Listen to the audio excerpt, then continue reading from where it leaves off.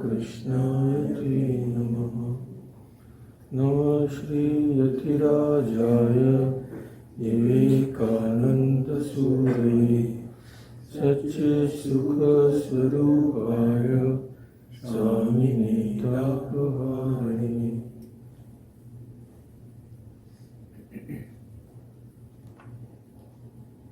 So as you know, we'll be today starting our series on Swami Vivekananda's life, a pictorial presentation, so to say. We have already done that for Sri Ramakrishna some years back, and we are very lucky that we have many photographs of Swami Vivekananda. Sri Ramakrishna we have only 3, but Swami Vivekananda we have many, because most of the photos were taken in USA.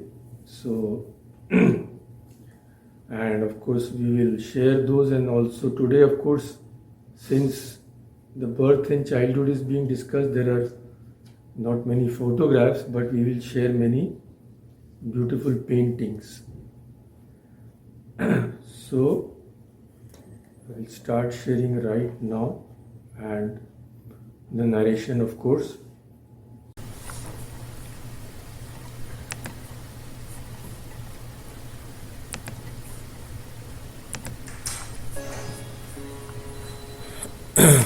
So I think you can see this photograph, everybody.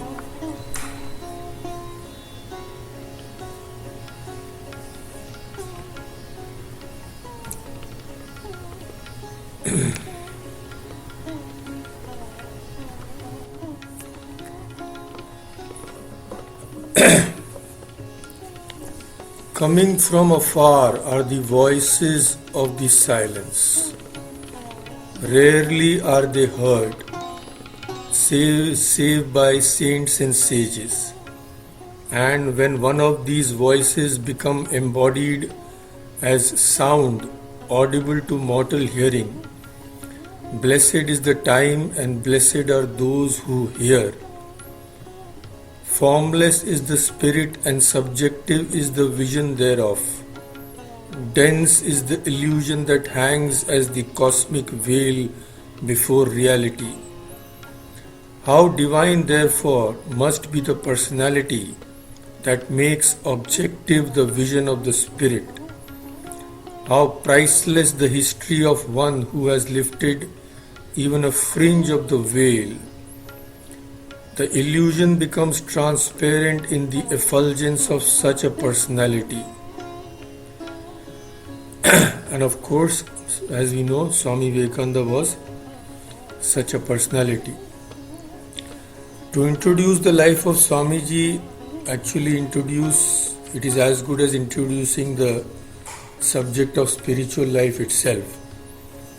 All the intellectual struggle, all the doubts, all the burning faith, all the unfolding process of spiritual illumination were revealed in him. As a man and as a Vedantist, he manifested the manliness that is sanctity and the sanctity that is manliness. He manifested the patriotism that proceeds from the vision of the Dharma and the universality that comes when God is seen in everything. And through the true insight of divine wisdom, he lived a life of both intense activity and the supreme realization. So most of you know to some extent about the principal events of his life, but many of you may not know the details. So let us start right from the beginning. From where? From his family. As you know, his pre-monastic name was Narendranath Datta. So the Datta family was based in a northern district in Calcutta known as Simulia, but in short we say Simla. So Datta family was rich and powerful. I'll show you the photograph of the Simla street as it is today. This is a modern picture, no comparison with what it must have been during Swamiji's time. We don't have any photograph of those times. So this family was rich and powerful, renowned for many generations for its charity, learning and strong independent spirit.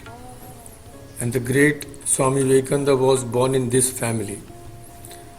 His father, Vishwanath Datta, was an extremely talented and more than that, extremely generous person. This is the photograph of the original ancestral home of Swamiji. Very old photograph, but now the situation is completely changed. It is disconnected. Connected again. So, Vishwanath Datta was proficient in Bengali, English, Persian, Arabic, Urdu and Hindi. Just imagine. He also studied Sanskrit in a traditional Sanskrit school. He was also a great lover of music, and at one time he took lessons in singing from an ustad, a musical expert. So, are you connected?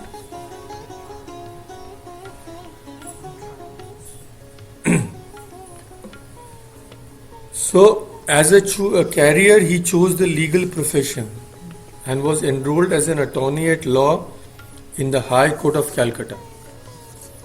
As an attorney, Vishwanath made a considerable reputation and his field of work spread over the whole of northern India.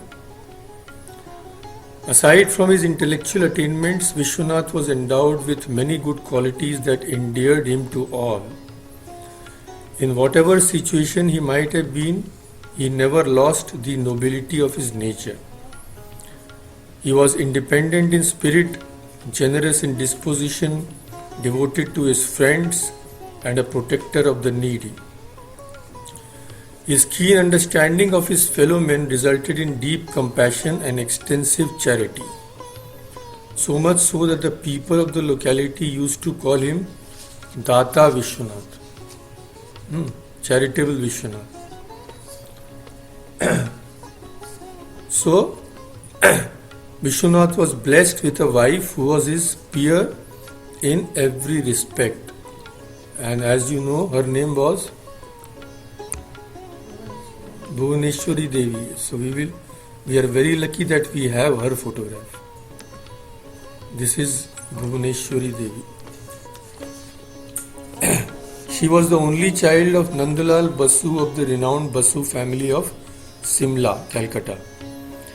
Exceptionally intelligent, and even in the midst of her many household works, she found time for sewing, music and the daily study of the Ramayana and Mahabharata.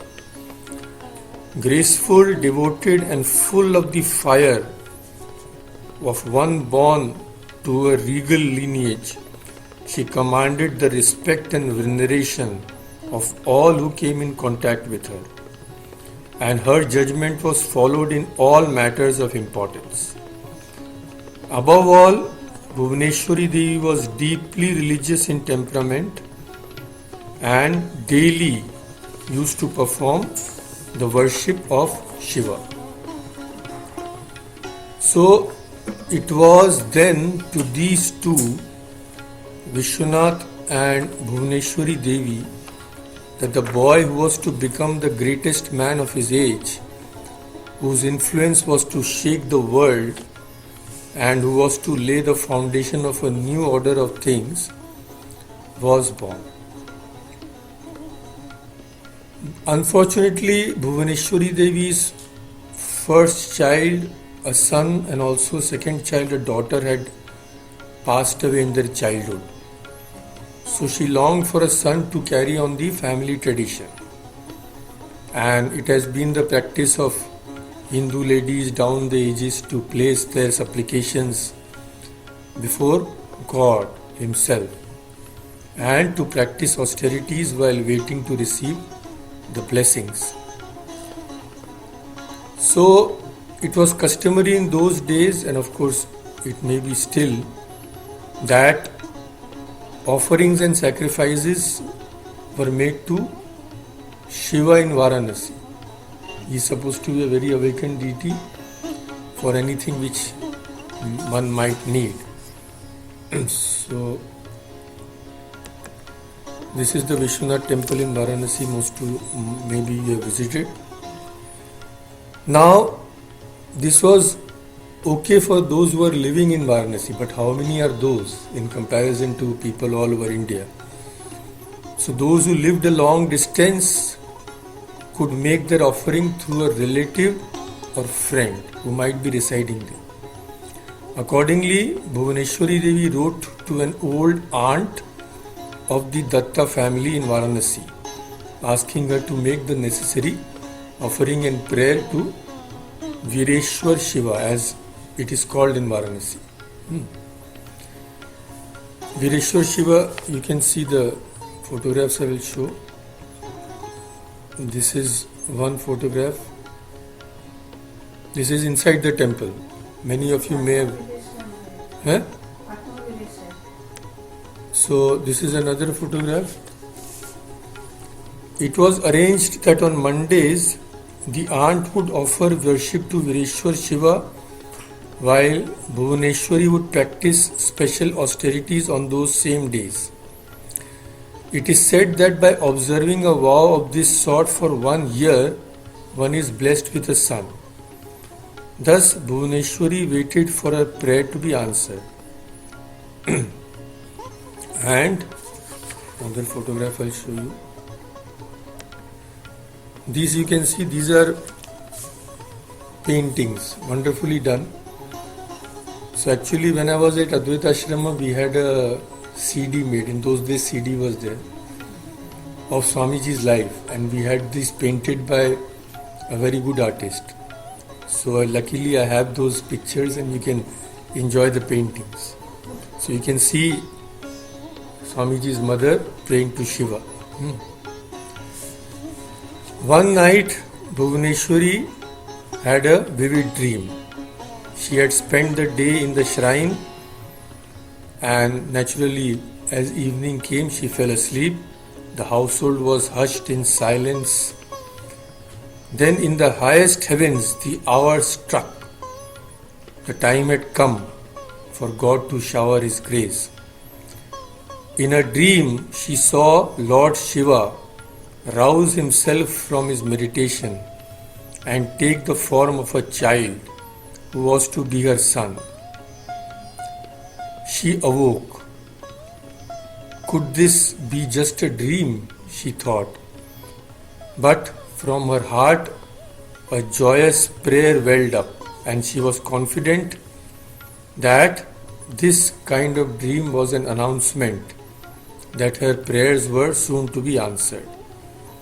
And she was right. The light of the world dawned for the first time upon the future Swami Vivekananda on Monday, January 12, 1863. It was the holy morning hour, luckily recorded, 33 minutes and 33 seconds after 6. A few minutes before sunrise, because it was January, so sunrise was late. That is called the Brahma Murta, as you know, holiest time of the day. So another photograph I will share. Here you can see the child Vivekananda. It was the 7th day of the new moon, which is called Krishna Saptami, and the last day of the 9th Bengali month of Paush, known as Makar Sankranti, as you know, very big festival. So the millions of men who were observing the festival did not know that somebody had been born who was to usher a new age of glory for this country and also for the world at large. And in the garden of Dakshineshwar, somebody was waiting for his marraine to come and carry on his work.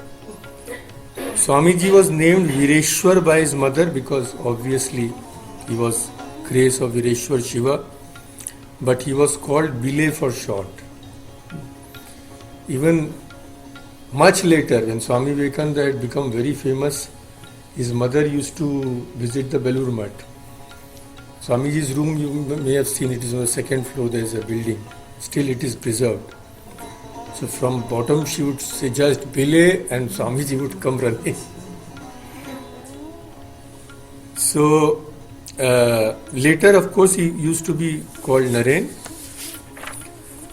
Bhuvaneshwari's Devi's prayer had been answered, but she did not know that this was not an ordinary child. In him there was a tremendous power, and she was faced with the difficulty of containing that power. Irrepressible energy. So he was hardly 3 years old when already complaints against him started coming from the neighborhood. Nobody can control him, he does what he likes, etc., etc. So you can enjoy that again through one more picture. So here you see his mother is pouring cold water on his head. Why? We will see. Narendranath was a naughty child, subject to fits of restlessness, during which he was beyond control. At such times he would wear the family out. Bribes, threats, everything was tried, nothing could control him. Then Bhuvaneshwari thought of a plan, Bhuvaneshwari Devi. She found that if she poured cold water on the head of the screaming child, chanting the name of Shiva in his ears at the same time, then he would become calm. So this is absolutely proof that he was an incarnation of Shiva. Because when we worship Shiva, we pour water. Or sometimes she would threaten him that Shiva will not let you go to Kailash if you don't behave. Then he would quiet down. And after such scenes, maybe his mother would say, I prayed to Shiva for a son and he sent me one of his demons. In her old age, Bhuvaneshwari once told a group of disciples of Swami Vivekananda, when they had come with Swamiji once to India. So she told them of the incident, and the Western disciples of Swamiji asked her, was Swamiji turbulent as a child? She said only one thing, I had to engage 2 nurses for her to control him. But apart from these outbursts, he was a very sunny-tempered, sweet-natured, loving child, and he was completely trusting. Anyone who came, he would go to his lap, very 100% trusting. So another photograph. So what is the story behind this one? We will see. From the beginning, he had a great fancy for wandering monks. And whenever a monk came to the door, he would be delighted and would rush to him. So one day a monk came and asked for alms. Now, Naren was a small child, he had nothing with him. He had only a hand embroidered dhoti, as boys wrap around their waist. It was a new cloth, first garment marking his passage out of infancy. But see, such a small child, that was the only thing he had. Straight away he gave it to the monk. So when he came home, people were asking, what happened to the cloth? He said, the monk asked, so I gave it to him. Now, everything he used to give like that. So after the incident, a close guard was kept on him. And whenever any monk came, he was locked in a room. Poor boy. So you can see here, his mother locking this young Naren in his room. But Swamiji was undaunted. Every room had a window. So if anybody came and stood near the window, whatever he could get hands on, he would throw. So you can see here, he's throwing from the window. So he would have his way, he would be very pleased, and he would dance with glee that you could not control me from the window itself. And then another picture, and what is the story we will see behind that picture. So here you see, this is Naren's sister who is standing there, and Naren is standing in a drain. Now why is he standing in a drain? Because he used to tease his sisters. There were his two elder sisters whom he would tease and tease and tease. They would be furious, there would be a chase. So those are big girls, they would catch him. So he would stand in the drain where they will not follow. Many other stories are there. Naturally, we cannot relate everything. Another picture. What is the story behind this one? The coachman was his special friend. And in the beginning, Swami Vivekananda's dream was to become a coachman. With his turban, his wonderful colorful clothes and his whip, which he flourished as the carriage rolled on, to him a coachman was a magnificent person. He was wont to make his stables his headquarters and to watch every turn of men's duties. The first education we know of a child is always at the knees of mother, and naturally Bhuvaneshwari Devi was very eager to educate her son well, and in her lap Narendranath first became aware of the glory of the gods and goddesses, the greatness of the sages of India, and that of his ancestors, among whom was his grandfather also, and his grandfather had become a monk. His name was Durga Prasad. It was also from his mother that he first heard the tales of Ramayana and Mahabharata. So this picture, you can see all the gods and goddesses. Naren also learned many things from his maternal grandmother and her mother. And one of his younger brothers, Mahendranath, later wrote that their maternal grandmother's mother belonged to the Vaishnava sect and knew many teachings and anecdotes. Bhagavatam, etc., epics we know. So, she told many stories from the Bhagavatam and many stories which Swami Vivekananda later told to his disciples and audiences. He had heard from the childhood itself. Another picture. So, the first seed of spiritual life was sown during the period of Narendra's early education. He had heard so much of Ram Sita. He had listened to readings from the Ramayana and had followed Sri Ram's life from the struggle, conquest, etc., etc. And he had also observed members of the family sitting in worship and meditation before Sri Ramachandra. So the child thought he would also worship Rama. One day, he and a little Brahmin boy named Hari purchased an image of Rama Sita, and then they climbed the stairs that led to a room on the roof. And there they installed the image and sat down to meditate. Meanwhile, parents of both the boys noticed their prolonged absence and anxious search was begun. The hunt led at last to the little locked room on the roof.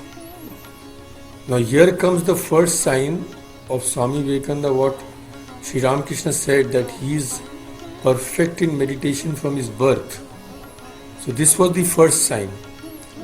People came at the door and knocked and shouted. Then they finally broke the door. The other boy, Hari, naturally fled downstairs. But Swami Vivekananda did not hear anything. Imagine a door is being broken down. Can you imagine? When he was a little child. So, we see Sri Ramakrishna's words here verified. He was motionless in deep meditation. Then at last they had to shake him. But he said, "No, leave me alone." So they let him alone, but naturally they were puzzled. Such a small boy, nobody had heard of such a thing. So other than Ram Sita, he also became a devotee of Shiva. Naturally, he had come from Shiva and bought an image of God with the money given by his mother. But this does not mean that his devotion to Ram Sita was destroyed, and whenever Ramayana was read in the neighborhood, he was sure to be there. And he was also fascinated with the great devotee of Sri Ram, that is Hanuman. So, this photo. Now, as you know, he was a very simple child. Children, as it is, they are simple, and he was extremely simple. So, whenever somebody told him anything, he could not imagine that a person will tell something like that. He would believe implicitly. Now, we had heard that Hanuman lived in banana groves, and Naren was very anxious to meet Hanuman. So he asked that reader of the Ramayana, "Shall I be able to go to a banana grove and see Hanuman?" So the reader thought he was making fun and said, yes, go and see. Something like that he said. But Naren was a simple child. So he said yes. The reader has said, yes, I will go and see Hanuman. So on his way back home, he remembered a banana grove which was on the path. So he went and sat there and started praying to Hanuman to come. But Hanuman did not come. So in the end, the child Naren was bitterly disappointed. But he went home and told his mother, Hanuman did not come, I went there. So mother consoled him, no, he must have gone for an urgent mission for Sri Ramachandra. So don't worry, you will see him later. So that child Naren was. And another picture of Shiva. But it was Shiva, the god of renunciation, whom he now worshipped. One day he was found moving about with an ochre cloth he had put on in the manner of sadhus. "What is that?" asked his mother in alarm. "What are you doing, Naren?" Naren said, "I am Shiva, look, I am Shiva." And the elders of the household had taught him in fun that if one meditated, one's hair would become as long and matted as a monk's. And there the hair would enter the ground and take place as the roots of a banyan tree. So the simple child, when seated in meditation, sometimes he would open his eyes and see whether my hair has really become grown. It has become a banyan tree sort of thing. So, but it did not happen. So he came to his mother. "I have meditated, but why no matted hair?" So mother consoled him. "It is not grown so soon. If you keep on meditating, then your hair will grow like that." So then the talk turned to Shiva. Worship of Shiva in the image he had bought a few days before. So when meditating one day before Shiva, he suddenly remembered what his mother had once told him when he had become naughty, that Shiva will not call you to Kailash. So he had been sent away from the real Shiva because he had been naughty. Reincarnation, even a child, a Hindu child knows about that. So he thought, I think I have been a monk once. Will Shiva let me go back to him if I am good? He asked his mother. Mother said, yes. If you are good, Shiva will But at the same time, we can imagine she must have started worrying. Because, Narendra's one relative had become a monk in an early age. So now this picture, what is the story? Of course it is an incident. Now Naren used to be often found playing at meditation. It was not play actually, it was real meditation. And naturally it awakened in him deep spiritual emotions. They would see him quietly sitting for a long time, completely absorbed. So deep was his absorption that sometimes he had to be shaken, as we have seen. And it grew more and more difficult sometimes to rouse him on such occasions. And the boys of neighborhood would also join him. For them it was just play. Now one evening what happened? We will see. See, here you can see what happened. They had seated themselves in meditation in the worship hall, and one of the boys noticed a big cobra gliding along the floor. With a shout he announced to everybody, "Snake, snake!" Immediately other boys got up in terror and ran away. Naren could not hear anything. He was completely lost. His friend shouted, but he was completely oblivious to the external world. So the children went to his parents. And when they came, they saw the snake sitting in front of Naren with his hood. Anything could happen. But suddenly they saw the snake glided away of itself. And it was nowhere to be found after that. That is this mystery.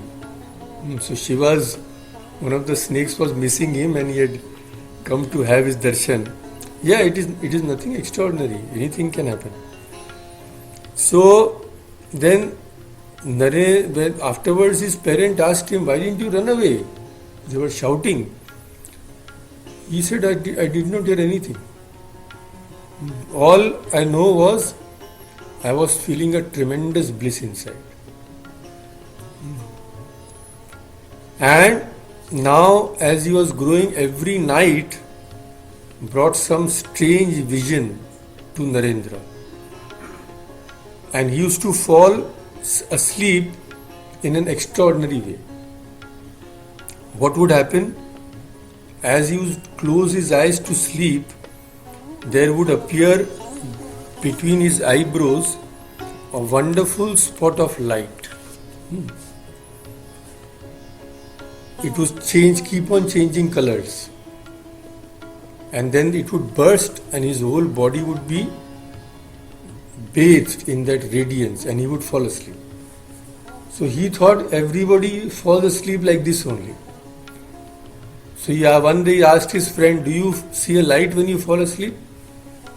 Friend said, "No." Naren said, No, you have not noticed. You be careful, you pay attention, you will see a light. He did not know that this was an extraordinary thing. And later when he came to Sri Ramakrishna asked him, "My boy, do you see a light when you fall asleep?"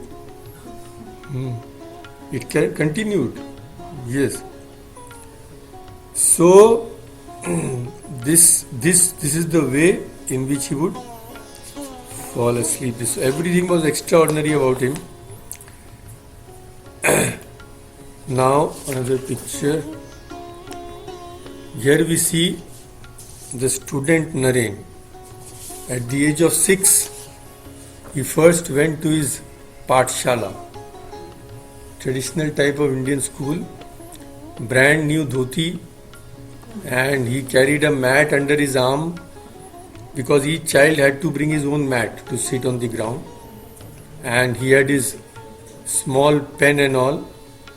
So he felt himself very superior, as do all the boys on the first day at school.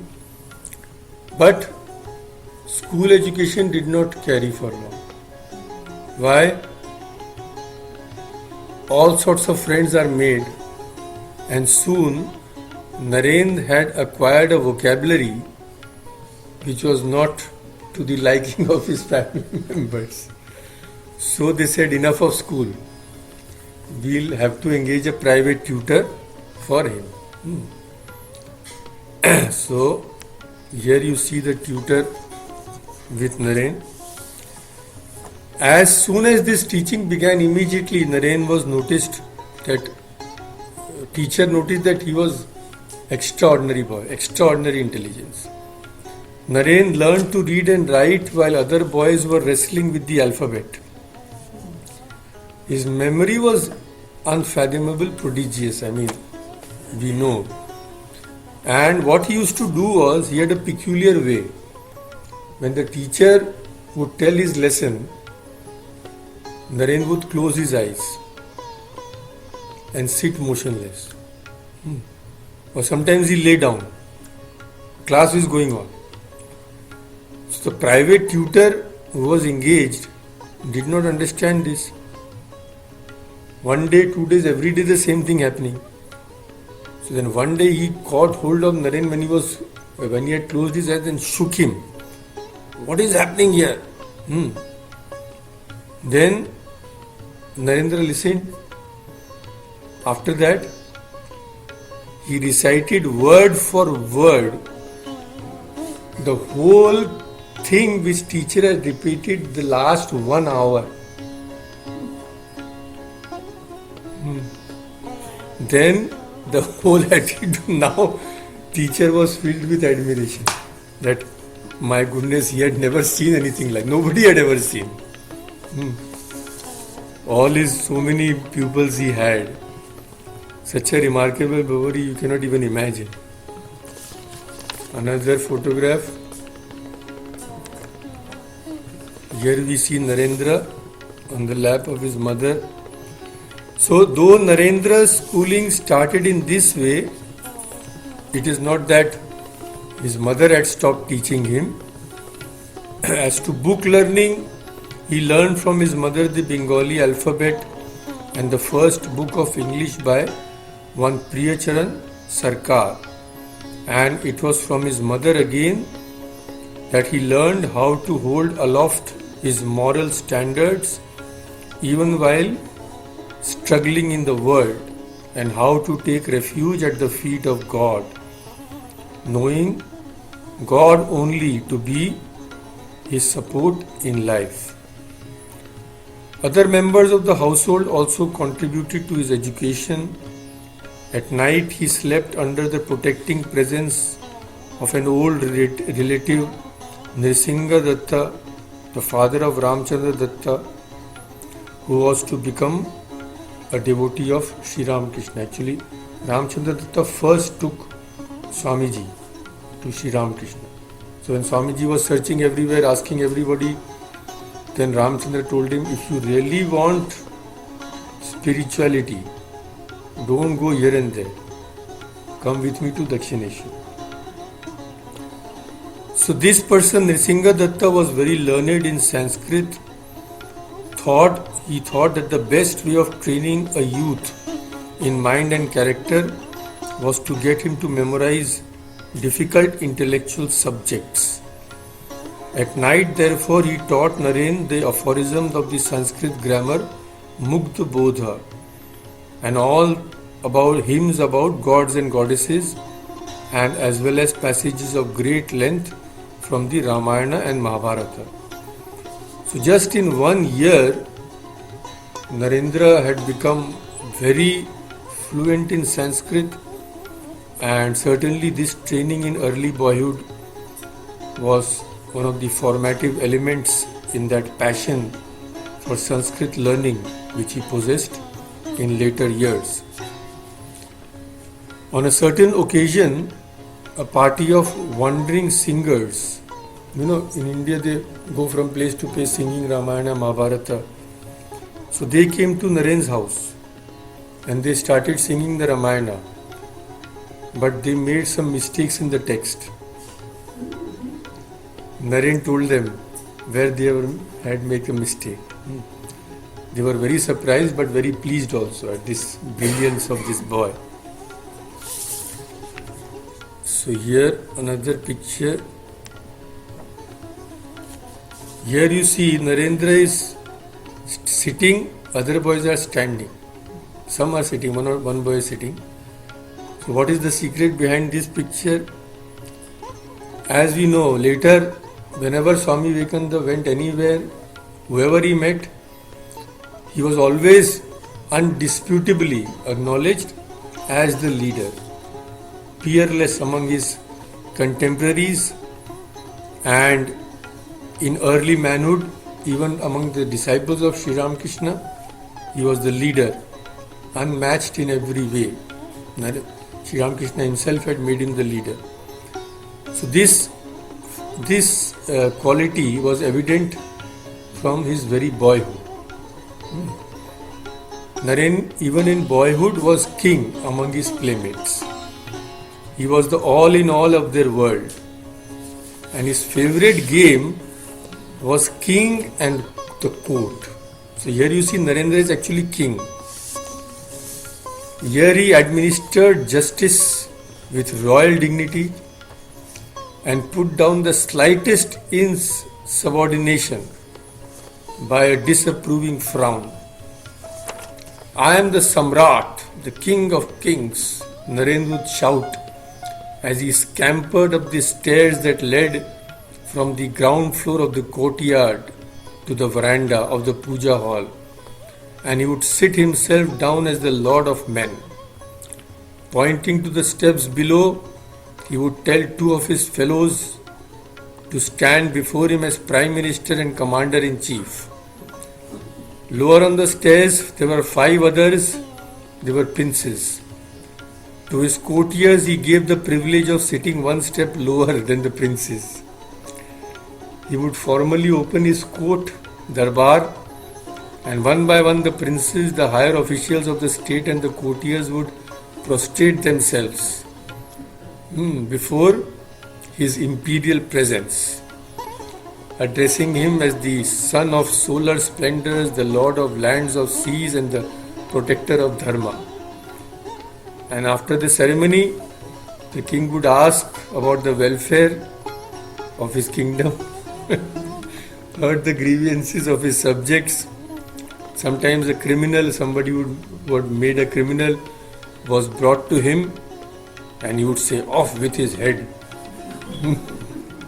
And then some guards would come, all among these friends only, and take the offender to prison, etc., etc.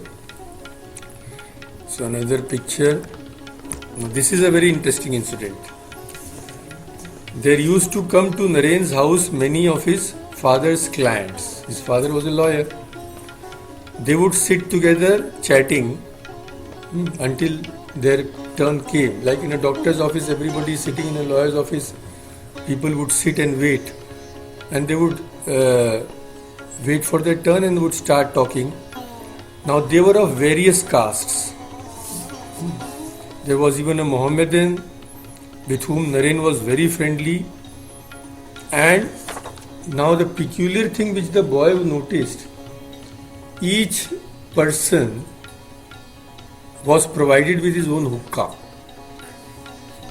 Each caste, Brahmin another hookah, Vaishya another hookah, Hindu another hookah, Muslim another hookah, like that. So this became a mystery to this boy. What is this caste? Why should not a member of one caste eat with a member of another caste? Or smoke his hookah? That was, in that time, caste rules were very stringent. And in villages it was even more stringent. In Holy Mother's life you will read, she had to face so many problems. But she was a Brahmin, and everybody was welcome at her door, and she would feed everybody. So Naren thought that child Naren, he noticed that this person was not using another person's hookah. So he thought, what will happen if he used his hookah? Why should not a member of one caste smoke the hookah of a person of another caste? What would happen if one did? Would the roof fall? Would he suddenly die? So he decided to see for himself. One day he went round the hookahs and took a whiff from every hookah. So he saw that nothing had happened to him. Then his father entered.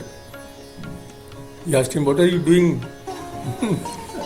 So Narendra said, "Father, I was just trying to see what would happen if I broke caste. But nothing has happened."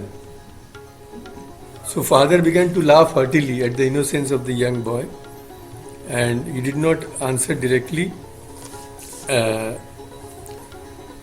And Naren's boyish exuberance expressed itself in all sorts of ways, naughty and otherwise. And one day he had a terrible fall. One day he fell down, he was playing with the friends, he fell down from the veranda of the worship hall and struck his head against a stone.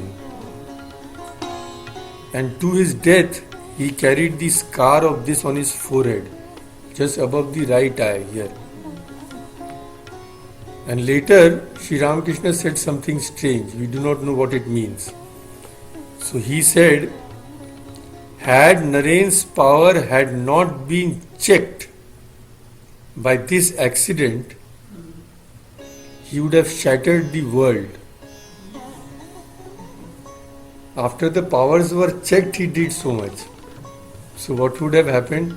But nobody knows what Sri Ramakrishna said, how this, what is the connection between the injury and we can never know. So we have already mentioned that Naren was the leader among his fellows. Indeed, leadership was innate in him, and very early in his life he demonstrated the truth that leadership means self-sacrifice. One day what happened, when he was just 6 years old, just 6 years, he went with a younger relative to a fair. He purchased some doll images of Shiva at the fair, and as the two boys were returning home at dusk, they became slightly separated in the crowd. At that moment, a carriage came dashing along. Naren, who thought his companion was immediately behind him, turned behind because the carriage was making so much noise. And to his horror, he saw that it was a question of life or death for the little lad, who stood terrified in the middle of the road, and he was about to be run over. Immediately, without caring for his own safety, Naren rushed and grabbing that boy with his right hand, he pulled him almost from under the horse's hoofs. Split second. Those close by were wonderstruck, because the danger had come so suddenly that nobody had that presence of mind. I mean, it is, and actually when these things happen, we become so scared, actually we cannot move. It is the normal reaction. So people are amazed that such 6 years, can you imagine? So some patted Naren on the back, others blessed him, and of course the story soon reached his home, and Bhuvaneshwari Devi, she wept because of her happiness and told Naren, "Always be a man, my son. Always be courageous." So there is a saying, morning shows the day.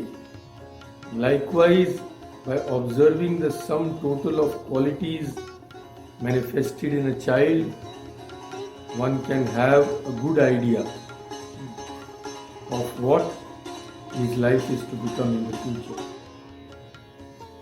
About Naren, one can say that the morning of his life was auspicious indeed. With his well-shaped, graceful form, fair complexion, large, bright eyes, and face bearing the impression of budding genius, he naturally attracted everyone's love and also respect.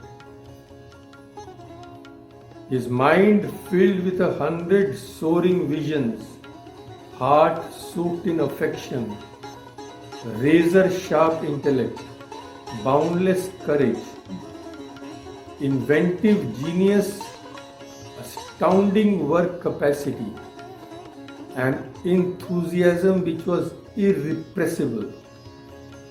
Naren was fearless even from his childhood. And above all was his spontaneous devotion to God, which later became channelized, found fulfillment at the feet of Sri Ramakrishna. It was bound to be because it was Sri Ramakrishna's responsibility, because Naren was sitting happily in meditation. Sri Ramakrishna went and disturbed him and made him come down to this dreadful world for his work. So it was Sri Ramakrishna's responsibility to train him and make him the great Swami Vivekananda. We will follow that journey slowly and with whatever pictures. Luckily we have pictures and places associated with Swamiji also, and his own pictures are there. Not of a very young age, but afterwards. So we will try to carry this on intermittently and trace the footsteps of Swamiji as he toured all over the world, created a sensation wherever he went, so that we may be inspired to follow the ideal which he has shown before humanity. So let us stop here. Om Shanti Shanti Shanti Hari Om Tat Sat Shri Ram Krishna